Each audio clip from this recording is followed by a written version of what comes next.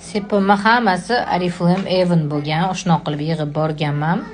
Turmushga chiqqandan pashti katta qizimni tug'ib 1,5 yoshcha bo'lganda shunaqa qilishni boshlaganman. O'zaligi boladan sal bo'shayib deganda nimadirlarga qiziqishni boshlaydi-ku.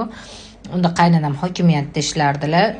Xohlamaganlar, "Yo'q, qo'ying, bizga yarashmaydi, biz ziyoli oilamiz" deganlar. Bo'pti, xo'p deganman. Qilmaganman orada. Keyin kollejga ishga kirdim. U paytda mana yashirmasdan storieslarimni qaynonam ham ko'radilar. Ulardan bekitiqcha tovarlar olib kelib, haligi so'raganlarga mana shunaqa narsa sotaman deb o'zi sotishni boshladim. Sekin hali boshida yoqmadi, qo'ying, yarashmaydi, unaqa narsa dedilar. Keyin karantin bo'ldi.